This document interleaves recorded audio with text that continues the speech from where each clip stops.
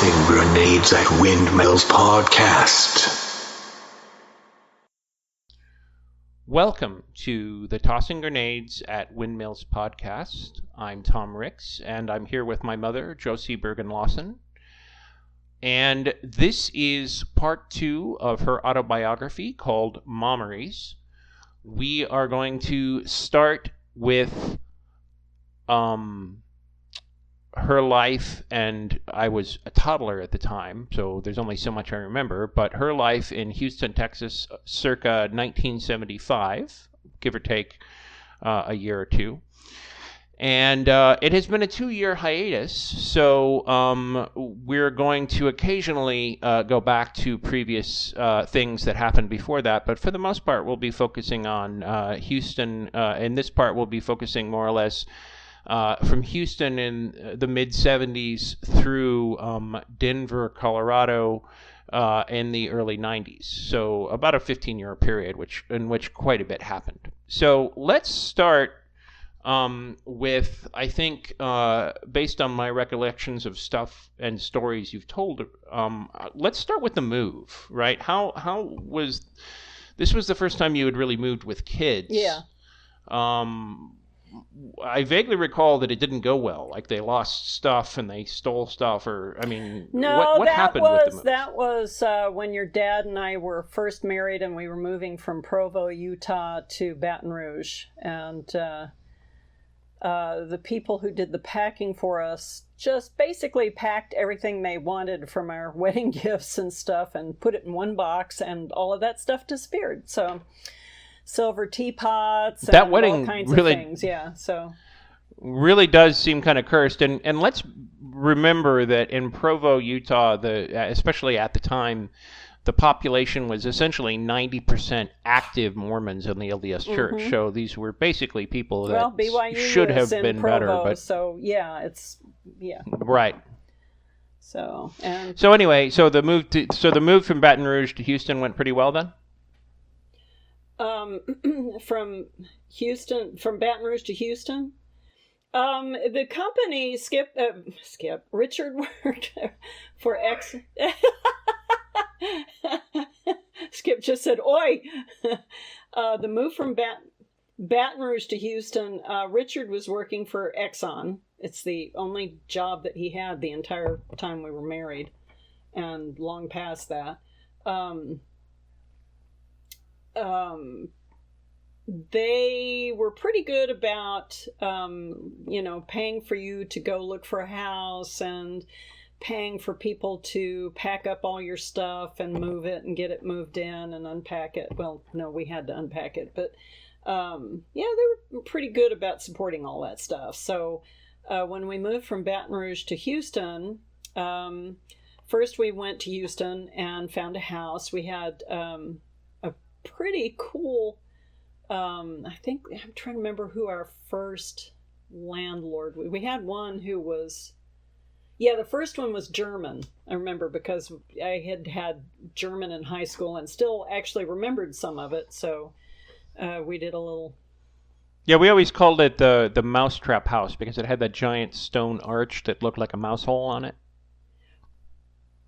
Well, it was sort of a Spanish style. And it had lots of arches. Right. And it had an inside, I think it was supposed to be a dining area, which we didn't use as a dining area. We had a sofa bed in there, and we used it as a spare guest room when we had company, which wasn't often. But it had arches, and we actually have a cute picture of you, Greg, and Christy, sitting in 3 of the windows on that room in the arches. It was kind of a neat design. Outside there were arches. There was a little by the sidewalk. There was like a little walkway, and there was a little dirt area that originally had. What did it have? I think we eventually ended up planting azaleas in there, but I think at first we had. We always called it Wandering Jew. I don't remember what it's the proper name for it. Calling it Wandering Jew seems kind of anti-Semitic now. At the time it's just what it was called. So Anyway, it was a really pretty plant, and had pretty little purple flowers and everything, and it was a purple version of it. I guess usually it's a different color, but we went out one day and then we had an attack of slugs, and they'd eaten everything. There was nothing but sticks left out there, so we tore that out and planted azaleas. Speaking of livestock, I do vaguely recall that basically they had built this subdivision right like in the middle of a swamp, and there were plenty of snakes and rats and God knows. Oh yeah, we had a tendency to find these dangerous places. Yeah, there was behind us. We had a fenced backyard, but behind that fence was a stream that had I think it was cottonmouths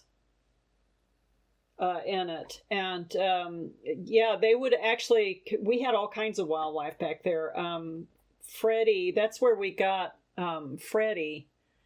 Your father actually hated cats, and he didn't want us to have a cat, so we had Nephi, which we talked about in the other segment, our dog. And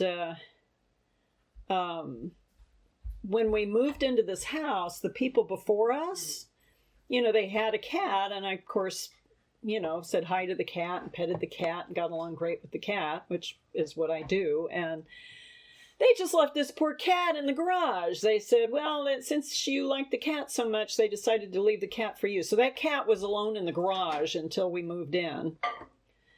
And Freddie was a sweetheart. And she was really smart, because I remember your dad was sitting on the floor splicing a new plug onto a cord for a lamp or something. And Freddie picked him out and got all friendly and climbed in his lap and was purring. And he said, well, I don't like cats, but I like this one. So we were able to keep Freddie.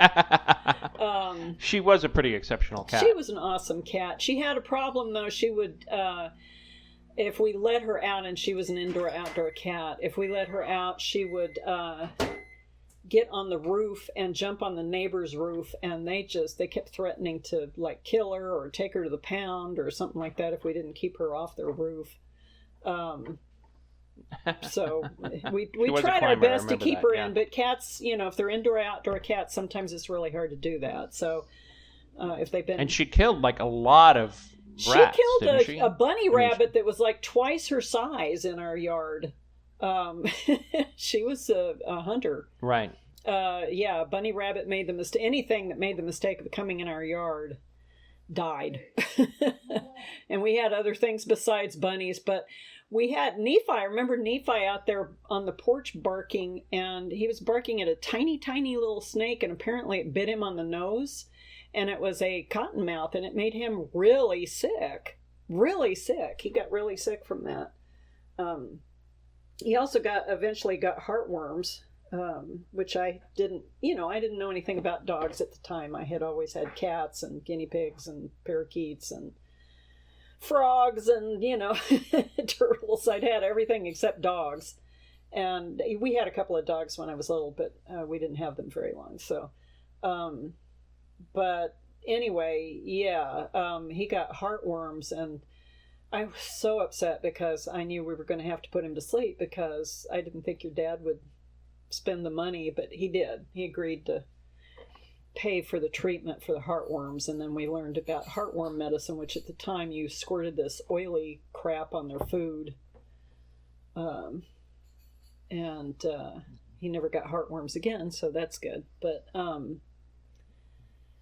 to quote Star Trek, I can only imagine veterinary medicine there when it was pretty much the equivalent of stone knives and bear skins.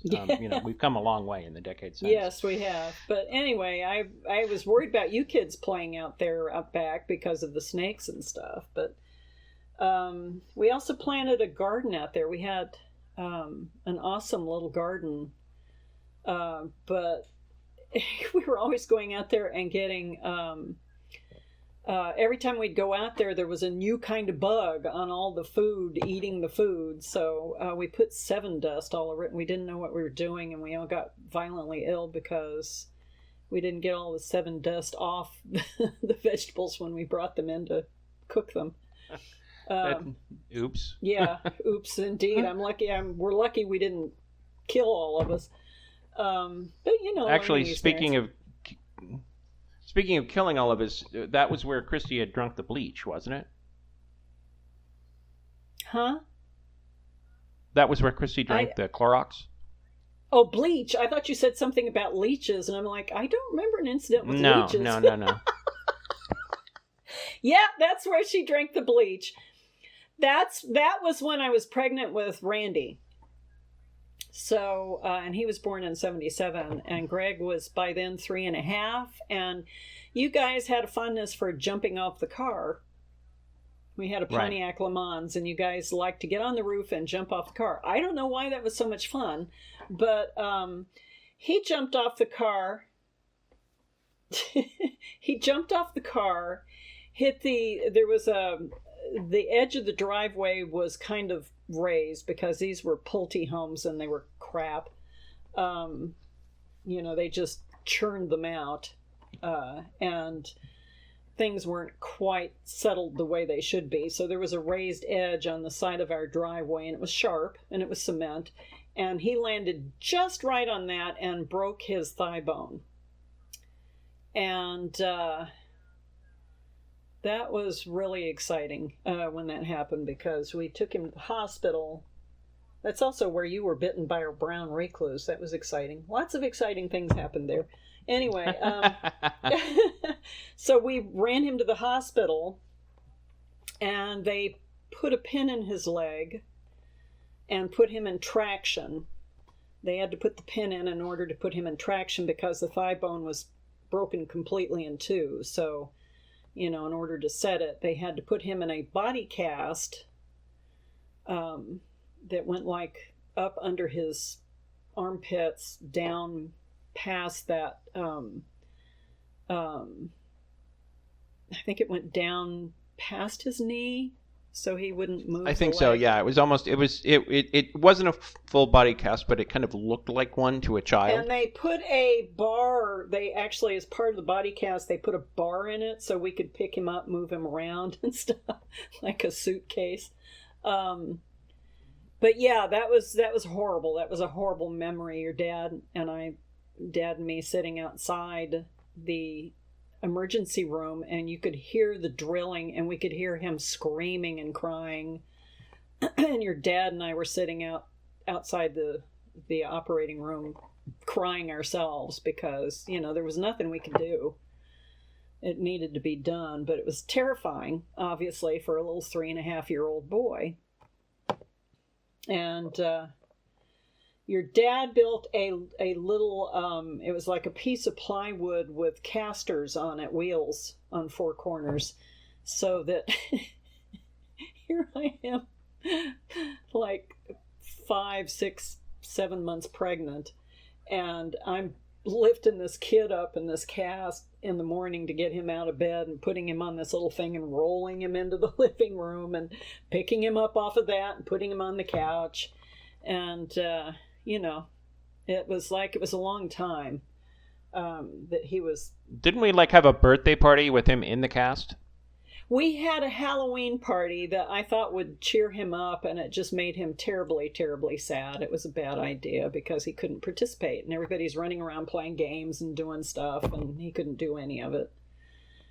I didn't know what I was doing. I meant well, but I was a kid myself.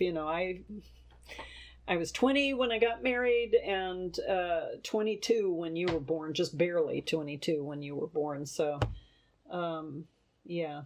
So I was 23, and I had 3 children and a 4th on the way, and didn't have any idea. And I was an only child, and my mother worked in a time when supposedly most mothers were stay-at-home mothers, and my father was gone all the time. So, I didn't know anything about kids. I meant well. Anyway, yeah, and so at that time, Greg was on the couch, and I think my mother had called, and Christy kept going into the laundry room and trying to drink the bleach, and I thought I had put it out of her reach and kept the door shut, but she was waiting like...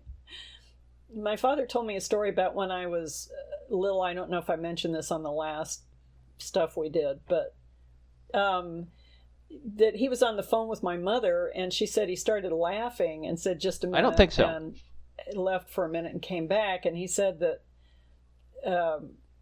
I would wait until he was on the phone, and there was at that time the phone cords weren't in the walls, and this was in Washington, D.C. You know, my first couple of years we lived in Washington, D.C. in an apartment, and they would kind of staple the cord to the floorboards, not the floorboards, the foot, I think they call it the floor molding or the foot molding on the wall. You know, the stuff at the bottom of the wall, they put a painted, decorated piece of wood at the bottom to kind of cover where the wall and the floor joins, because otherwise there's an ugly crack there. So they would staple the cord around the room from wherever it entered the apartment. They would staple that around to near wherever the phone was going, wherever the phone outlet was. And I was very intrigued by that. And every time he would get on the phone, I would go over and start trying to pull that cord away from the wall, which my father at the time found hilarious. So, and Christy kind of did the same thing with the bleach. She waited until my mother called. "Oh, Mom's busy, so I'm going to go in and get that yummy bleach now." And Greg started screaming, and I said, "Just a minute, Mama," put the phone down and ran in, and she was standing there. I don't remember if she had the bleach or not. I seem to remember her having the bleach in her hand, but she may not have. But she was gagging and coughing and crying. And so, of course, we called the Poison Control Center, and which I thought of the story. I think I mentioned it on Facebook when it happened, when our fearless leader came out and said we should be drinking or injecting cleaners. I thought of the story about Christy because, Cleaner. You don't drink bleach. Anyway, so I don't know why she was so fascinated by it, or why she liked the smell so much or something, why she thought that would be tasty, because it's never smelled like food to me, but but she called, usually it's kind of a yellowish clear. Anyway, I guess it depends on the bleach you get. I don't know. But anyway, so we called Poison Control, and that's not something they wanted you to take Ipecac for, which we got to use a few times. We had some fluoride tablets for you. Well, they're the Flintstone vitamins incident too. You did that a lot, and we got to use the Ipecac. Anyway, but the fluoride tablets, we had to use Ipecac for that, and then we used Ipecac for the Flintstone vitamins. And but Christy, because bleach is caustic, you don't want to barf that back up, so we had to give her like burnt toast and lots of water to dilute it and get it to come out of her system as fast as possible. Fortunately, once she actually tried to drink it, she didn't drink a lot of it, but it was enough that it was scary. So, and Greg, I didn't mention, after he finally, he broke his leg he was obviously home in October, and I think he was in traction for like 6 weeks, 2 months, something like that. So this happened in September, I think, early September, I think. And I think it was the next January, he finally got the cast off. It took a while to get the cast off. And he was kind of afraid to walk, and his legs were really weak by then. He had his hips were really solid, and he had really sturdy. You remember how Randy was? He was such a sturdy kid that he was really hard for me to lug around because he was just all muscle. And Greg was like that too, and he had really solid legs and hips, to the point where I was about ready to punch the pediatrician, because he was testing your hip joints and pushing. He pushed Greg's legs up to his groin, and then pushed the knees down to the table to see how flexible his hips were. And he was saying his hips weren't very flexible, But he kept showing me, and Greg's crying. I'm like, would you stop that? You're hurting my child. What is wrong with you? It's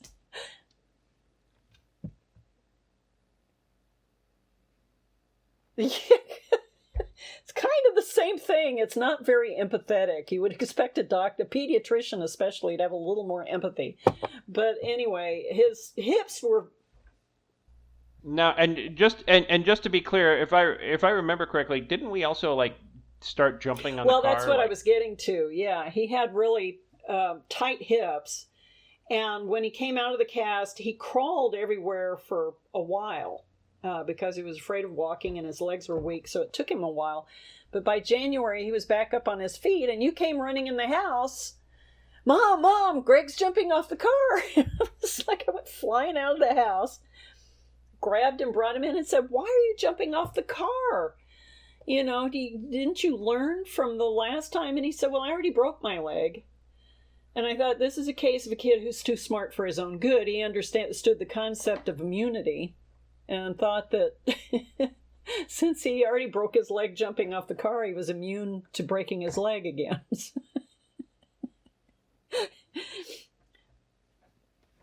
And I had to explain to him, there is no immunity from broken bones. You can break the same leg over and over and over, especially if you keep jumping off the car.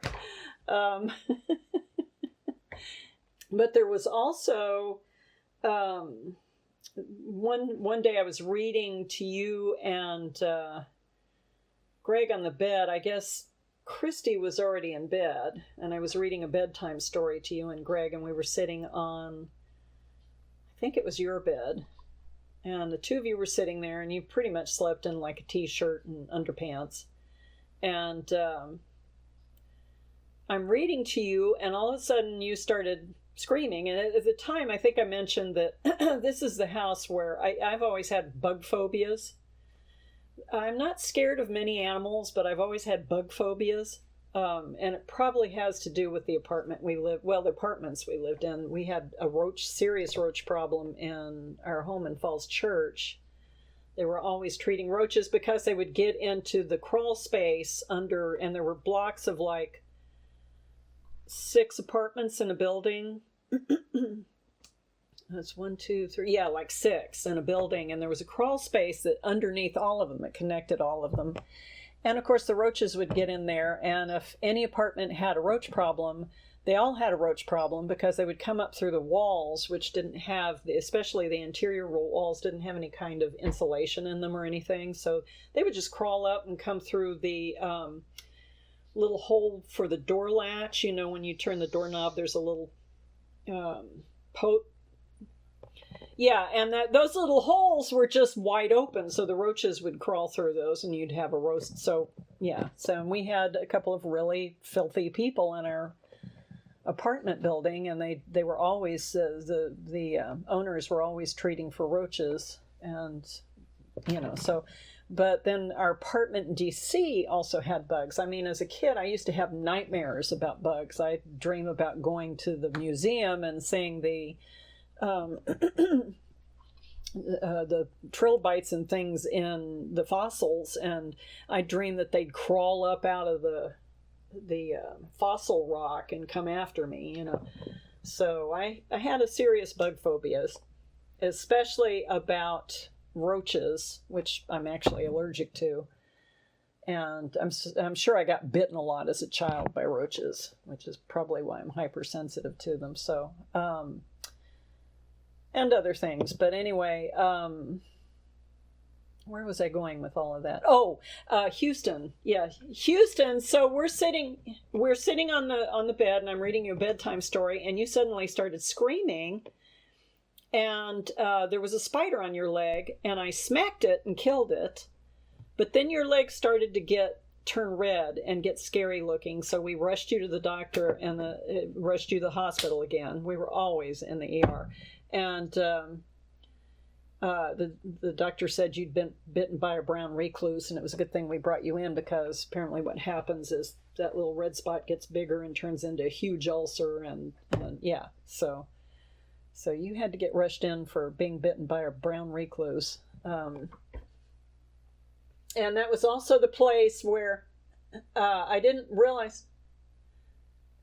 Okay, this was the other house in Houston. I won't talk about that until, well, the second house we lived in Houston, you started screaming on the patio because you saw a bug. You heard me screaming in the kitchen because I was washing red beans, and one of the red beans started to move. And I started screaming. It was a bug. It was a beetle of some kind. I started screaming, and then a couple of days later, you were out on the patio and you started screaming. And I realized I had passed my phobia onto you, and I didn't want to do that. So I just pulled up everything I had in me and just stomped on whatever insect it was out there and just powdered it. There was nothing left. I just creamed it and said, "See, it's just a bug. No problem." But well, that worked, because while I do have a phobia of spiders that I can't see, I don't have a phobia of like spiders on television or anything like that. But I do have if there's a venomous spider in the room, I'll tear the room apart to kill it. But I don't have any such fear of bugs. I mean, they're gross, right? I mean, I don't like having a cockroach, scurry over my face in the middle of the night, but I'm not like afraid of it. Yeah, I wake up, worked. if we had that happen a couple of times in Atlanta, where I'd wake up in the middle of the night with a roach crawling in my face or something, and yeah, there was a whole lot of screaming going on when that happened. But yeah. This has been the Tossing Grenades at Windmills podcast. Buy my book, Have Name Will Travel, at Amazon and other marketplaces. Copyright 2020 Red Anvil Amalgamated. To fight the forces of evil!